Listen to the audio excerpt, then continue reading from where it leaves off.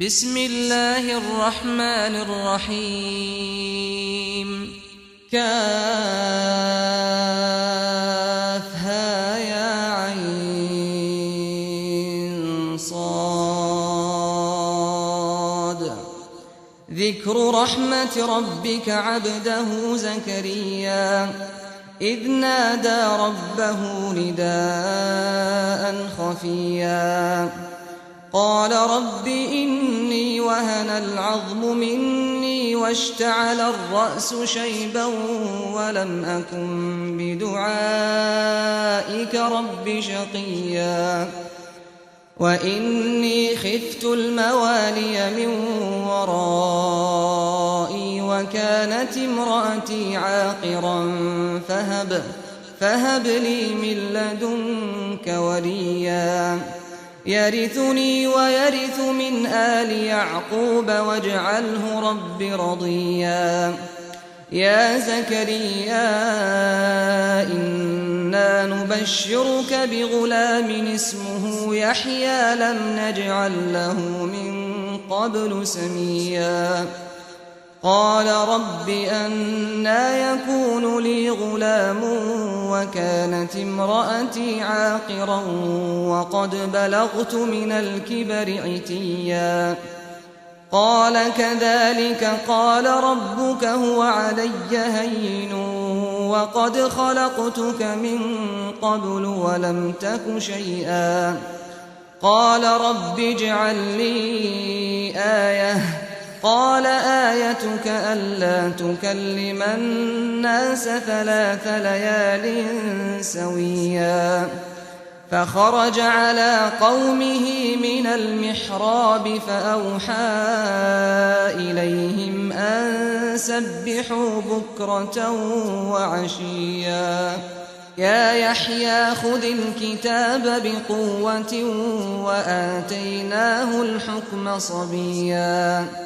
وحنانا من لدنا وزكاة وكان تقيا وبرا بوالديه ولم يكن جبارا عصيا وسلام عليه يوم ولد ويوم يموت ويوم يبعث حيا واذكر في الكتاب مريم إذ انتبذت من أهلها مكانا شرقيا فاتخذت من دونهم حجابا فأرسلنا إليها روحنا فتمثل لها بشرا سويا قالت إني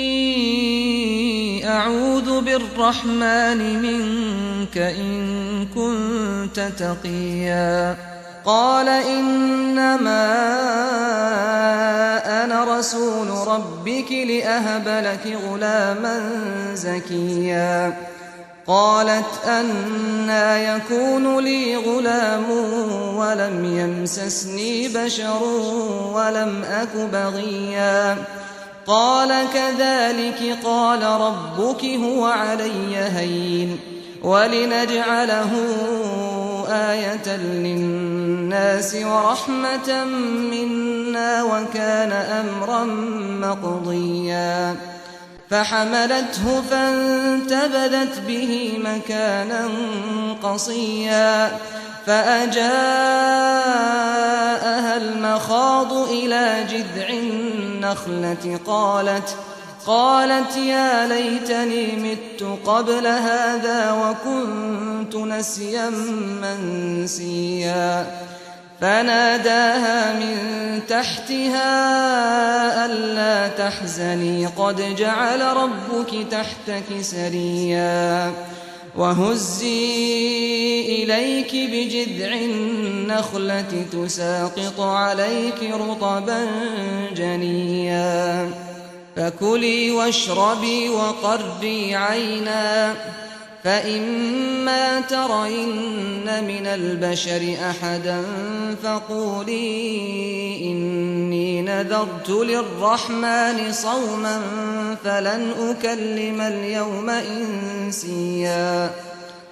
فأتت به قومها تحمله قالوا يا مريم لقد جئت شيئا فريا يا أخت هارون ما كان أبوك امرأ سوء وما كانت أمك بغيا فأشارت إليه قالوا كيف نكلم من كان في المهد صبيا قال إني عبد الله آتاني الكتاب وجعلني نبيا وجعلني مباركا أينما كنت وأوصاني بالصلاة والزكاة ما دمت حيا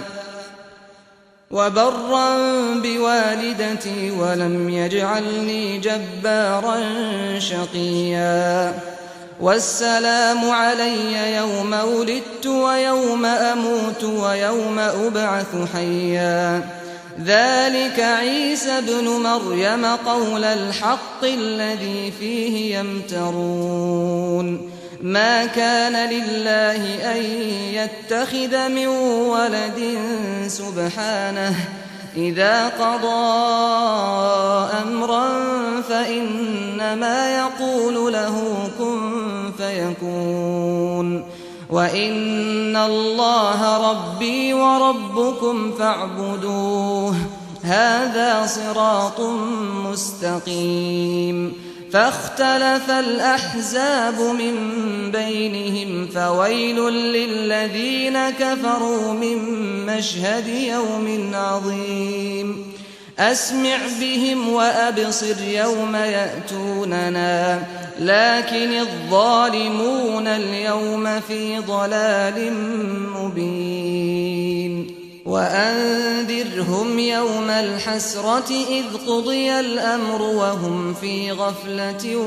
وهم لا يؤمنون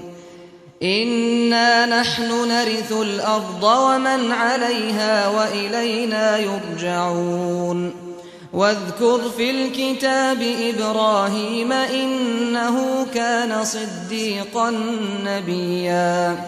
إذ قال لأبيه يا أبت لم تعبد ما لا يسمع ولا يبصر ولا يغني عنك شيئا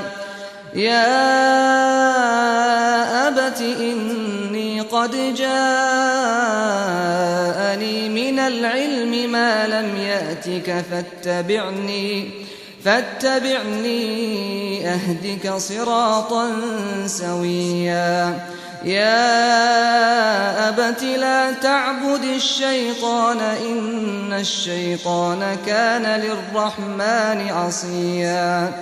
يا أبت إني أخاف أن يمسك عذاب من الرحمن فتكون للشيطان وليا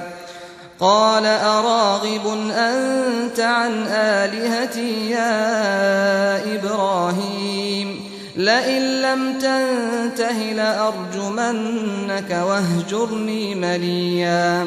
قال سلام عليك سأستغفر لك ربي إنه كان بي حفيا وأعتزلكم وما تدعون من دون الله وأدعو ربي عسى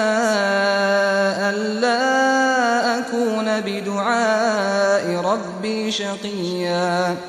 فلما اعتزلهم وما يعبدون من دون الله وهبنا له إسحاق ويعقوب وكلا جعلنا نبيا ووهبنا لهم من رحمتنا وجعلنا لهم لسان صدق عليا واذكر في الكتاب موسى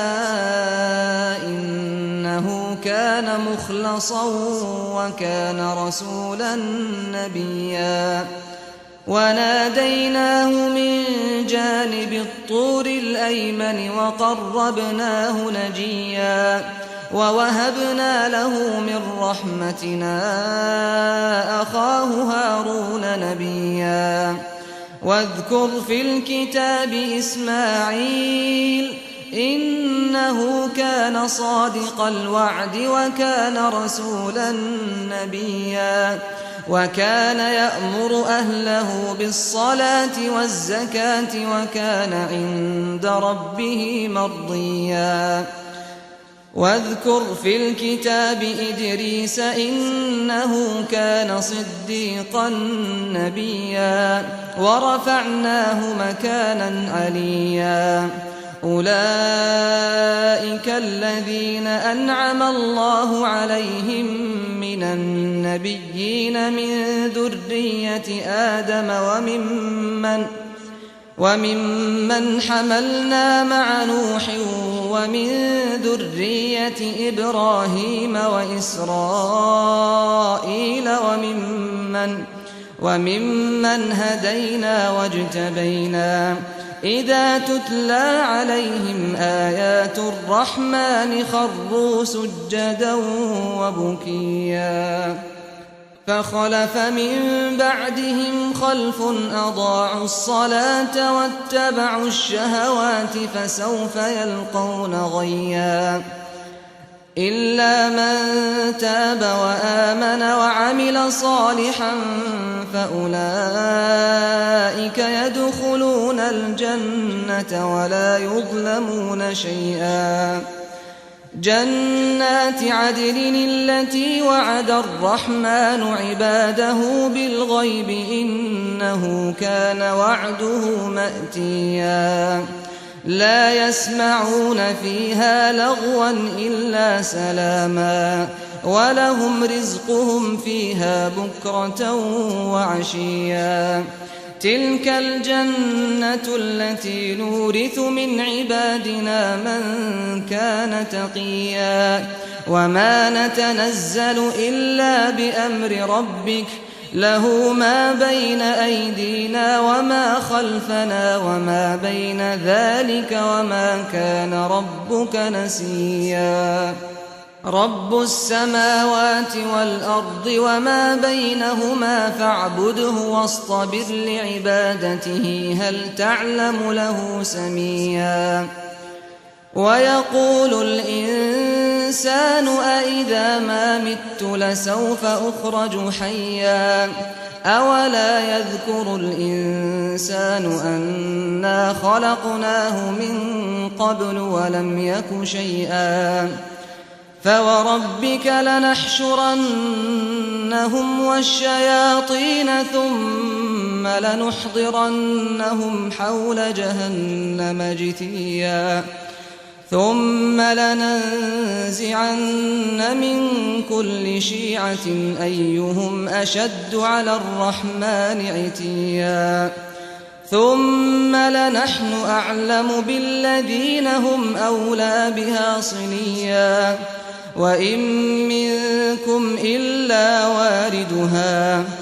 وإن منكم إلا واردها كان على ربك حتما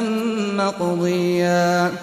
ثم ننجي الذين اتقوا ونذر الظالمين فيها جثيا وإذا تتلى عليهم آياتنا بينات قال الذين كفروا للذين آمنوا أي الفريقين خير مقاما وأحسن نديا وكم أهلكنا قبلهم من قرن هم أحسن أثاثا ورئيا قل من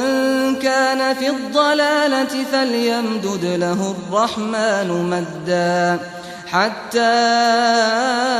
إذا رأوا ما يوعدون إما العذاب وإما الساعة فسيعلمون من هو شر مكانا وأضعف جندا ويزيد الله الذين اهتدوا هدى والباقيات الصالحات خير عند ربك ثوابا وخير مردا أفرأيت الذي كفر بآياتنا وقال لأوتين مالا وولدا أطلع الغيب أم اتخذ عند الرحمن عهدا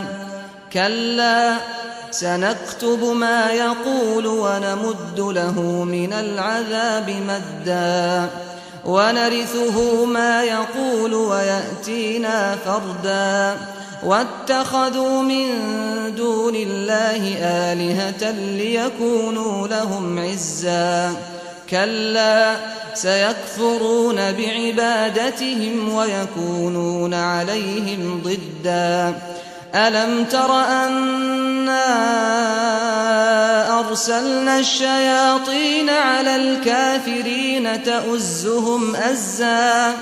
فلا تعجل عليهم إنما نعد لهم عدا يوم نحشر المتقين إلى الرحمن وفدا ونسوق المجرمين إلى جهنم وردا لا يملكون الشفاعة إلا من اتخذ عند الرحمن عهدا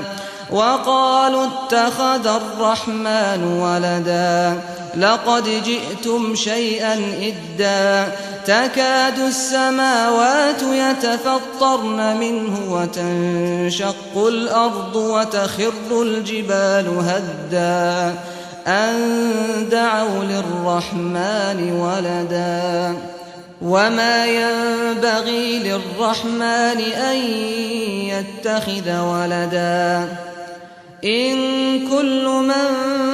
في السماوات والأرض إلا آتي الرحمن عبدا لقد أحصاهم وعدهم عدا وكلهم آتيه يوم القيامة فردا إن الذين آمنوا وعملوا الصالحات سيجعل لهم الرحمن ودا فإنما يسرناه بلسانك لتبشر به المتقين وتنذر به قوما لدا وكم أهلكنا قبلهم من قرن هل تحس منهم من أحد أو تسمع لهم ركزا